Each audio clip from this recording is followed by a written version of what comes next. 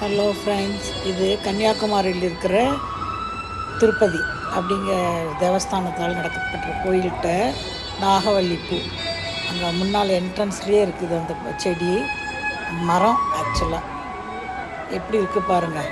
அங்கே போய் கீழே நின்று பார்த்துட்டு இருந்தால் அங்கே இருக்கிறவங்க அது காய் மேலே தலையில் விழும், நவுந்து நில்லுங்க அப்படின்னு சொல்கிறாங்க. அவ்வளோ அளவுக்கு அழகான பூ. நான் இது வரைக்கும் ஃபஸ்ட் டைம் என்னோடய இதில் பார்க்குற வயசில் நீங்கள்லாம் பார்க்குறதுக்காக இது காமிக்கிறேன்.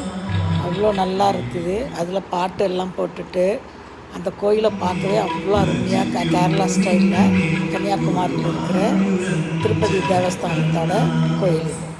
அவ்வளோ நல்லா மெயின்டைன் பண்ணுறாங்க. அவ்வளோ அழகாக இருக்குது. அந்த கோயிலை பார்க்கவே கொடுத்து வச்சுருக்கணும். அந்த கோயிலில் பார்த்திங்கன்னா உள்ளுக்குள்ளே காமிக்கிறதுக்கெல்லாம் அலௌடு இல்லை. ஆனால் தூணெல்லாம் இருக்கிற அந்த இடத்துல மட்டும் ஃபோட்டோ எடுத்துக்கலாம். நாங்கள் அதை மட்டும் எடுத்துக்கிட்டோம். அது பாருங்கள், அந்த தூணை பாருங்கள், என்ன அழகாக, அவ்வளோ அழகாக இருக்குது பாருங்கள்.